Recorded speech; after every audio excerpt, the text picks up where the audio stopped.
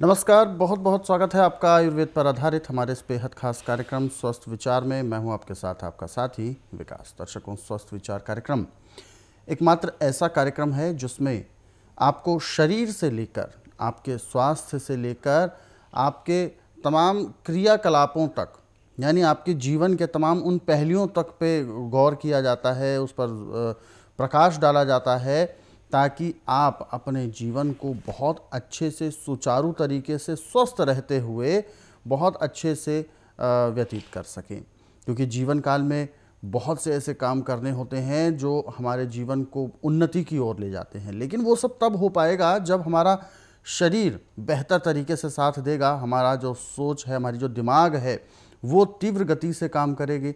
इसी तरीके से ये सारी चीज़ें होती हैं, क्योंकि जब हम अपने ऊपर ध्यान देंगे, अपने शरीर, अपने स्वास्थ्य के ऊपर ध्यान देंगे, यानी कुल मिलाकर ये कहें कि अगर हम तंदुरुस्त रहते हैं तो हम हर तरीके से अपने जीवन को बहुत अच्छे से जी पाते हैं। और जहाँ भी इस पूरी प्रक्रिया में जहाँ भी ज़रा भी चूक होती है तो ये पूरी प्रक्रिया गड़बड़ा जाती है, और इसका मतलब ये हुआ कि कहीं ना कहीं हम रोग के शिकार हो जाते हैं। तमाम इन्हीं विषयों पर हम चर्चा करते हैं और इन सभी विषयों में हमारा मार्गदर्शन करते हैं जाने माने आयुर्वेद के ज्ञाता गायत्री सिद्ध पंडित श्री लक्ष्मण दास रतन भारद्वाज जी। चलिए, सबसे पहले गुरु जी का स्वागत करेंगे, कार्यक्रम की शुरुआत करते हैं। गुरु जी, बहुत बहुत स्वागत है। नमस्कार। नमस्कार। दर्शकों, स्वस्थ विचार कार्यक्रम में हम आपके लिए लेकर आते हैं बहुत से ऐसे नुस्खे, बहुत से ऐसे उपचार, दिनचर्या के अपने कैसे आप उसको सुधार सकते हैं दिनचर्या में, और अपने भोजन में आप क्या कुछ शामिल कर सकते हैं, आप अपना रहन सहन कैसे करें। केवल इतना ही कर लेने भर से आप अपने आप को एक सुरक्षित घेरे के दायरे में रख सकते हैं, वो भी इस तरीके से कि आप अनजाने रोगों से जब अक्सर बीमार हो जाते हैं, कोई रोग आपको घेर लेता है, उसके बाद फिर आप उपचार कराते हैं, फिर उसको ठीक करते हैं, यानी समय भी लगता है, धन भी लगता है। लेकिन यदि आप अपने दैनिक दिनचर्या में कुछ चीज़ें शामिल कर लें और दिनचर्या को व्यवस्थित कर लें तो यकीन माने इस तरीके के रोग आपको होंगे ही नहीं। ऐसे ही तमाम विषयों पर हम आज के इसके कार्यक्रम में भी चर्चा करने जा रहे हैं, लेकिन इससे पहले कि हम कार्यक्रम को आगे बढ़ाएं, शुरू करें, आप सभी से मैं अनुरोध करूंगा कि जब भी आप इस कार्यक्रम को देखने बैठे तो कॉपी और पेन लेकर ज़रूर बैठा करें। जो भी नुस्खे आपको बताए जाएं उनको आप लिख ज़रूर लें। और यदि आपके साथ किसी प्रकार का रोग है या कोई भी जहन में सवाल उठ रहा है, सीधे तौर पर आप इस कार्यक्रम से जुड़ें, फ़ोन उठाएँ, हमें कॉल करें। नंबर आपके टीवी स्क्रीन पर है। चलिए आगे बढ़ते हैं कार्यक्रम में और शुरू करते हैं अपने नए विषय पर चर्चा। गुरु जी, आज के इस अंक में हम ऐसे एक अनाज के बारे में बात करने जा रहे हैं जिसको बादी के तौर पर अक्सर जाना जाता है, लेकिन स्वाद में उसको शाही दालों में गिना जाता है, उड़द की दाल। इस तरीके की जो चीज़ें होती हैं, तो मैं जानना चाहूँगा, स्वाद में तो जितनी अच्छी लगती हैं, क्या ये सेहत के लिए भी उतनी ही अच्छी है या कुछ नुकसानदेह हैं? इसको क्या आप औषधि के तौर पर भी लेना चाहते हैं या नुकसान के तौर पर आप इसको देखते हैं? क्या है ये? देखिए, उड़द यदि हम ऐसे दाल बना के खाते हैं तो वायु पैदा करती है जी। और उड़द को हम लड्डू बना के या पिन्नी बना के घी में तल के लेते हैं तो ये बहुत भारी होती है और गर्म हो जाती है जी। इसके अंदर दोनों विशेषता है कि वायु भी है और गर्मी भी, यानी जितना नुकसान है उससे ज़्यादा कई गुना फायदा भी है। हाँ। जी। और उड़द के कोई भी आपने चीज़ बनाई है, खाई है तल करके, तो आपको उसको पचाने के लिए कम से कम 2 घंटे तक पसीना बहाना पड़ेगा। यदि पसीना बहाते हैं तो वो आपको अमृत के समान लगेगी। यदि पसीना नहीं बहाते हैं, खाया पिया और अपने सो गए या आराम से बैठ गए, तो अंदर जाके वो ऐसे बैठती है जैसे पानी में पत्थर बैठता है। लीवर की पाचन शक्ति कमज़ोर करेगी जी। पैंक्री से इंसुलिन नहीं बनेगी, पित्ते में तेजाब बढ़ेगा, और गुर्दे के अंदर जाके ऐसे बैठेगी ये जैसे पानी पे काई जमती है। और जब आप इसको खाने के बाद पसीना करते हैं, मेहनत करते हैं, दंड बैठ कर निकालते हैं, व्यायाम करते हैं, दौड़ लगाते हैं या कस्सी फावड़ा चलाते हैं, पसीना आता है, तो आपको पूरा बल देती है। दुबला पतला जिसका शरीर है, यदि हम 10 ग्राम सुबह 10 ग्राम शाम को उड़द की दाल को पीस करके गाय के घी में तल करके उसमें गुड़ मिला के 10-10 ग्राम की पिन्नियाँ बना लेते हैं, एक पिन्नी सुबह एक पिन्नी शाम को खाते हैं, ऊपर से गाय का दूध पीते हैं, तो 1 महीने में उसके शरीर पे जैसे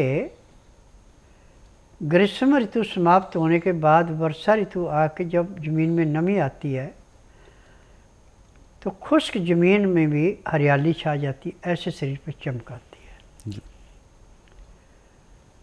परंतु जो उड़द घी में भून करके इतना खर्चा नहीं कर सकता, उसको चाहिए कि साबुत चने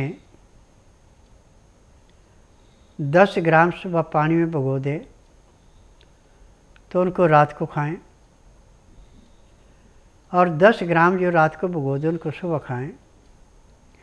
उसमें से निकाल के उसमें हल्का सा लहसुन प्याज अदरक कुतर के मिला दें, उसमें हल्का काला नमक काली मिर्च मिला दें, 5-4 बूंद नींबू की मिला दें। अब इसके खाने में आपको कम से कम 10 ग्राम को आधा घंटा लगाना, परंतु इसके बाद प्यास लगे 2 घंटे आपने पानी नहीं पीना, इतना ध्यान रखना। तो जो आपने उड़द घी में भून के पिनियाँ बना के खाई हैं, जितना लाभ उससे होना उतना इन चनों से होना। परंतु इनमें भी एक विशेषता है कि दिन भर आपको मेहनत ज़्यादा करनी पड़ेगी, यानी शरीर में पसीना आना चाहिए सर्दियों में भी, इतनी मेहनत करेंगे तो आपको आखिरी सांस तक कभी भी हाथ में डंडा नहीं लेना पड़ेगा, लाठी का सहारा नहीं लेना पड़ेगा। आखिरी सांस तक जैसे आप जवानी में चलते ऐसे बुढ़ापे में भी चलेंगे। चेहरे पे झुर्रियाँ नहीं आएंगी, हाथ पांव कांपेंगे नहीं, और आपके शरीर के जो बाल हैं, दाढ़ी को छोड़ के सारे बाल काले हो जाएंगे। दाढ़ी में कम होंगे काले, बाकी सिर के हैं शरीर के निप्ट काले हो जाएंगे। ये चने के अंदर की विशेषता है। अब एक बात पे और ध्यान देना कि जब भी आप चना या उड़द इसका प्रयोग कर रहे हैं तो ब्रह्मचर्य पर विशेष ध्यान देना। 3 महीने का ब्रह्मचर्य रख के यदि आप इस प्रयोग को करते हैं तो आप जिंदगी में कभी भी औरत के आगे शर्मिंदगी नहीं सहन करनी पड़ेगी। ये नुस्खे इतने पावरफुल हैं कि जहाँ पे आप हजारों रुपए की दवाई खा के जो लाभ प्राप्त नहीं कर सकते हैं, वो लाभ इन छोटे छोटे नुस्खों से कर लेते हैं। आज मुझे एक बात पे हंसी भी आती है और गुस्सा भी आता है कि जगह जगह होर्डिंग लगे हुए हैं नंबरदी को दूर करने के, परंतु वहाँ पे जाके आदमी सिर्फ पैसा बर्बाद करता है, उसको लाभ नहीं पूरा मिलता। जब वो हार फार कर मेरे पास आता है, नाड़ी प्रश्न करता है, तो नाड़ी परीक्षण में जो उसने कुकर्म कर रखे हैं, जो उसने दवाइयाँ खाई, वो सारा रिजल्ट आ जाता है। जब उसको बताया जाता है कि आपने फलाने टाइम पे चीज़ खाई है और इसके खाने से आपके अंदर ये परिवर्तन आया और इस परिवर्तन ने आपको इतना नुकसान किया, परंतु जो दवाइयाँ मैं दे रहा हूँ इनमें पहली शर्त है कि 3 महीने तक ब्रह्मचार्य कर सके तो दवाई लो, या 3 महीने तक ब्रह्मचार्य नहीं रख सकते दवाई मत लेना। जो ब्रह्मचार्य रख के 3 महीने मेरी दवाई खाता है और आखिरी सांस तक कभी ये नहीं कहता कि मेरा दम फूला या मेरी कमर में दर्द है या मेरे घुटने में दर्द है या मेरे सिर में दर्द है। और ऐसे डांके की चोट पे मैं एक बात कहता हूँ कि संसार का ऐसा कोई रोग नहीं जिसका मैं उपचार नहीं करता। और मेरे पास इस टाइम सबसे ज़्यादा मरीज है गठिए के, टीबी के, हार्ट के, ब्रेन ट्यूमर के, नज़ले जुखाम के, चर्म रोग के,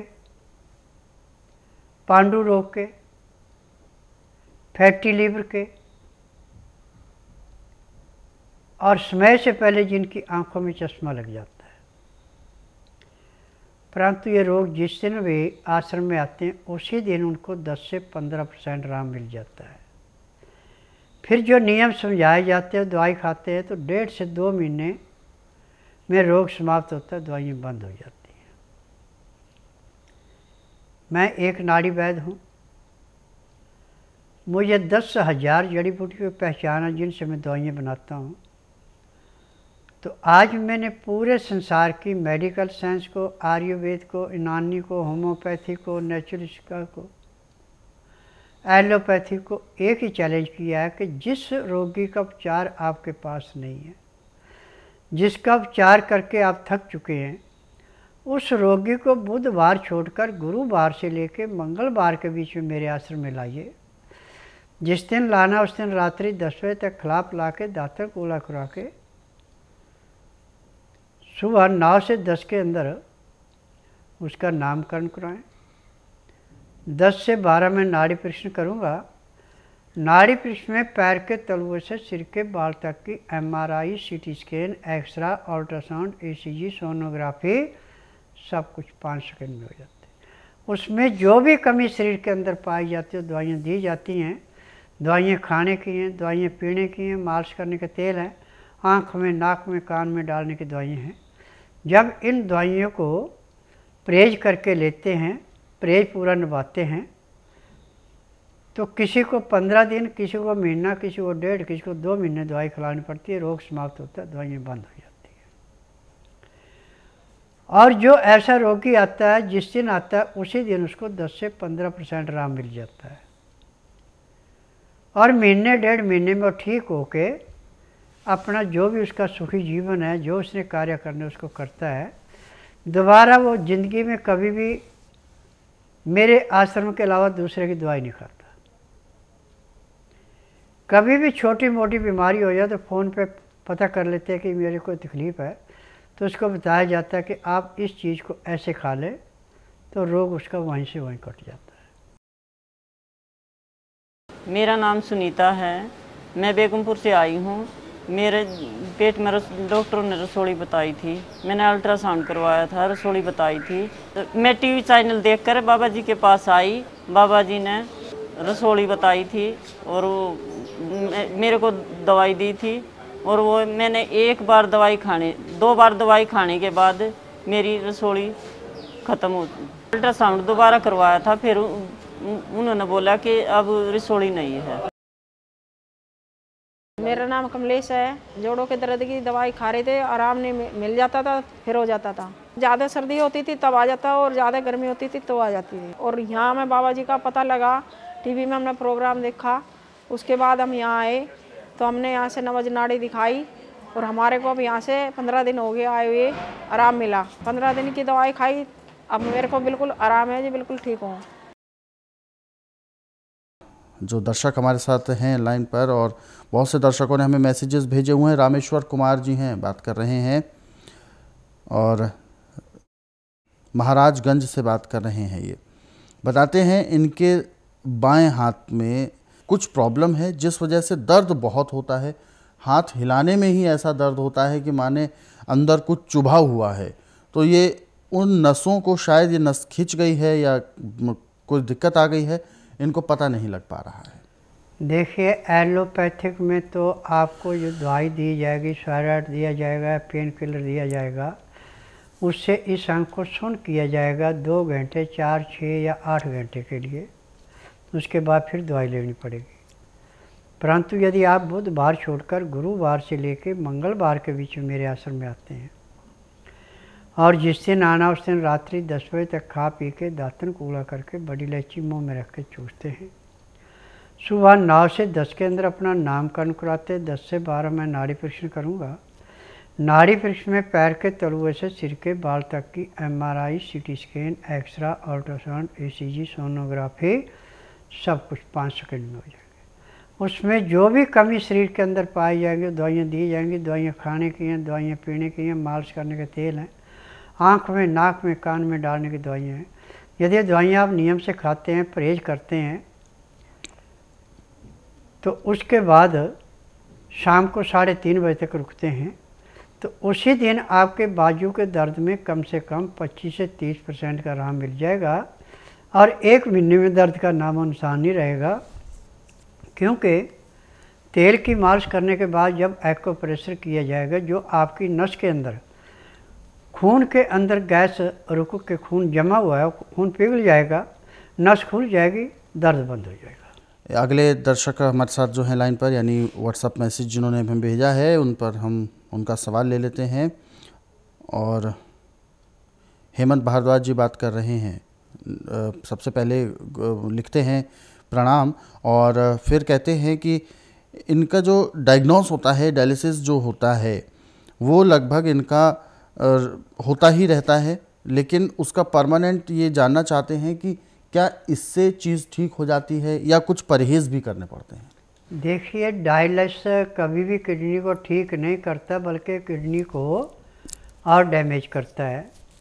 यदि हफ्ते में 2 बार आप डायलिसिस कराते हैं तो मेरे आश्रम जिस दिन आएंगे उसी दिन डायलिसिस बंद हो जाएगा। और यदि हफ्ते में 3 बार डायलिसिस होना शुरू हो गया तो आने का कोई फ़ायदा नहीं है, फिर तो किडनी बिल्कुल समाप्त होगी। अब दूसरे की किडनी लगानी पड़ेगी तो उसका 15 से 20 हज़ार रुपये का खर्चा महीने का पड़ेगा। परंतु उसका यह कि खर्चे में यदि आपने कमी कर दी तो फिर मृत्यु का ग्रास होने में 6 महीने से फालतू टाइम नहीं लगेगा जी।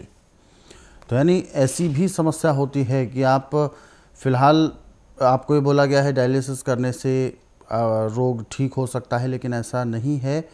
इससे आपकी जो चीज़ें हैं वो और ज़्यादा बिगड़ती हैं। नियम परहेज़, हालांकि आपने जो सवाल पूछा, नियम परहेज़ करना बहुत ज़रूरी होता है, लेकिन औषधियाँ भी उसके साथ लेना उतना ही ज़रूरी होता है। इसलिए एक बार आप यदि इन सब चीज़ों से आपको व्यस्तता ना हो तो आप एक बार जल्द से जल्द स्वास्थ्य विचार आश्रम आ सकते हैं। एक बार अपना नाड़ी परीक्षण ज़रूर कराएं ताकि ये पता लगाया जा सके कि जो भी आपके शरीर में प्रॉब्लम है, जिस अंग में है, वो कितने समय और कब तक वो रह सकती है और कितनी जल्दी वो ठीक भी हो सकती है। अधिक जानकारी के लिए आप हेल्पलाइन नंबर्स पर कॉल कर सकते हैं। नंबर आपके टीवी स्क्रीन पर है। आगे बढ़ते हैं, अगले सवाल की ओर रुख करते हैं। अगला सवाल हमें भेजा है अमृत लाल जी ने, और अमृत लाल जी अपना सवाल बता रहे हैं। इन्होंने एक अलग ही किस्म का सवाल पूछा है और कहते हैं कि इनके चेहरे पर, हालांकि इनकी उम्र है 42 वर्ष, चेहरे पर और आँखों की भौहें लगभग ना के बराबर हैं। ना तो दाढ़ी है चेहरे पर, ना ही मूछें हैं, और भौहें भी इनकी ना के बराबर हैं। तो ये जानना चाहते हैं क्या ये कोई प्रॉब्लम, क्योंकि बचपन से इनके साथ इस तरीके की दिक्कत है, तो ये चाह रहे हैं क्या अब ऐसा कुछ हो सकता है। देखो, हार्मोन्स के बैलेंस से होते हैं। जब आपके नाड़ी परीक्षण किया जाएगा तो आपका पता लगेगा कि हार्मोन्स किस वजह से आपके कम हैं। जब हार्मोन्स किसी के बराबर नहीं होते तो उसको दाढ़ी मूछ नहीं आती है, यहाँ तक कि पलकों में भी बाल नहीं आते, सिर के भी बाल झड़ जाते हैं। यदि आप बुधवार छोड़कर गुरुवार से लेकर मंगलवार के बीच में मेरे आश्रम में आएँ और जिस दिन आश्रम में आना उस दिन रात्रि 10 बजे तक खा पी के दातन कूला करके बड़ी इलायची मुंह में रख के चूसते रहें। सुबह 9 से 10 के अंदर अपना नामकरण कराएं। 10 से 12 में नाड़ी परीक्षण करूँगा। नाड़ी परीक्षण में पैर के तलुए से सिर के बाल तक की MRI, CT scan, x-ray, ultrasound, ECG, sonography सब कुछ 5 सेकंड में हो जाए। उसमें जो भी कमी आपके शरीर के अंदर पाई जाएगी वो दवाइयाँ दी जाएंगी। दवाइयाँ खाने की हैं, दवाइयाँ पीने की हैं, मालिश करने के तेल हैं, आँख में, नाक में, कान में डालने की दवाइयाँ हैं। यदि ये दवाइयाँ आप नियम से खाएंगे, परहेज करेंगे तो जिस दिन आश्रम में आएंगे उस दिन नाड़ी परीक्षण के बाद पता लगेगा कि आपके चेहरे पे बाल कब तक आ सकते हैं, कितना टाइम लगेगा, आपको क्या क्या करना पड़ेगा। यदि उसमें हार्मोन्स बराबर होने का नाड़ी परीक्षण में मिल जाएगा तो आपको कम से कम 1.5 महीने में दाढ़ी में पूरे बाल आ जाएंगे, दाढ़ी मूछ पूरी आ जाएगी। यदि आपके हार्मोन्स बिल्कुल नील होंगे, उनको बढ़ाने का कोई भी ताकत नहीं होगी तो आपको दवाई नहीं दी जाएगी। बिल्कुल।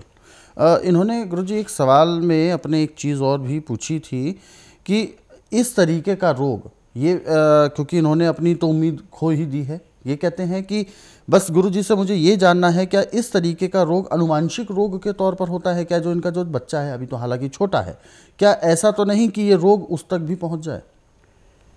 देखिए, ये चीज़ तो बिल्कुल 16 आने सही है कि माँ बाप का रोग संतान को भी मिलता है, परंतु अभी से यदि आप उपचार अपना कराते हैं, आप में परिवर्तन आता है तो फिर बच्चे का भी उपचार करना पड़ेगा, उसको भी रोग नहीं सताएगा। परंतु स्वास्थ्य उपचार एकमात्र आश्रम ऐसा है कि यदि 20 साल से पहले कोई भी बच्चा यहाँ पे आता है जिसके नाड़ी परीक्षण में खानदानी को रोग चल रहा है तो वो रोग समाप्त कर दिया जाता है, क्योंकि 20 साल के बाद उन चीज़ों को बढ़ाने में जिनसे कोई रोग पैदा हुआ है काटने में टाइम बहुत ज़्यादा लगता है। 20 साल से पहले यदि हम उपचार कर लेते हैं तो रोग बड़ी जल्दी कट जाता है। जी, तो कहीं ना कहीं ये सब चीज़ें आपकी बिल्कुल ठीक होंगी, लेकिन इसके लिए आपको स्वस्थ विचार आश्रम ज़रूर आना है। और दर्शकों, जो आप इस कार्यक्रम में तमाम नुस्खे उपचार जानते हैं, जिन विषयों पर आप कई चीज़ें नई नई आपको जानने को मिलती हैं, नुस्खे आप जानते हैं जो आपकी सेहत और आपके रोगों को ठीक करने में बहुत ज़्यादा एक रामबाण उपचार के तौर पर काम करता है। इन्हीं सब चीज़ों को आप यानी हमारे इन कार्यक्रमों को आप अपने सरल और सुविधाजनक समय पर देखना चाहते हैं तो YouTube के ज़रिए देख सकते हैं। हमारा YouTube चैनल स्वस्थ विचार सेहत की बात, इस YouTube चैनल को आप सर्च करें, सब्सक्राइब करें और इन कार्यक्रमों को ज़रूरतमंदों तक शेयर भी ज़रूर करें। और स्वस्थ विचार पुस्तकों के ज़रिए तो आप पढ़ भी सकते हैं, हर प्रकार के रोगों के तमाम वो उपचार आप घर बैठे जान सकते हैं, पढ़ सकते हैं, अध्ययन कर सकते हैं। पुस्तकों को मंगवाना है तो आपको हेल्पलाइन नंबर्स पर कॉल करना होगा सुबह 10 बजे से शाम 5 बजे के बीच में। फ़िलहाल कार्यक्रम में वक्त इशारा कर रहा है विराम देने का, और आप सभी से मैं अनुरोध करूंगा कि जब भी आप इस कार्यक्रम को देखते हैं तो कॉपी और पेन लेकर ज़रूर बैठा करें, ताकि जब भी आप अगला कार्यक्रम देखेंगे तो इस तैयारी से ज़रूर बैठिएगा। गुरुजी, आप हमारे स्टूडियो में आए, कीमती मार्गदर्शन दिया, आपका बहुत बहुत धन्यवाद। नमस्कार। दर्शकों, आज के इस विशेष कार्यक्रम में बस इतना ही। आप सभी लोग स्वस्थ रहें, निरोगी रहें, इन्हीं शुभकामनाओं के साथ हम आपसे लेंगे इजाज़त। अगले अंक में आपसे फिर होगी मुलाकात एक नए विषय के साथ। तब तक के लिए मुझे दीजिए आज्ञा। नमस्कार।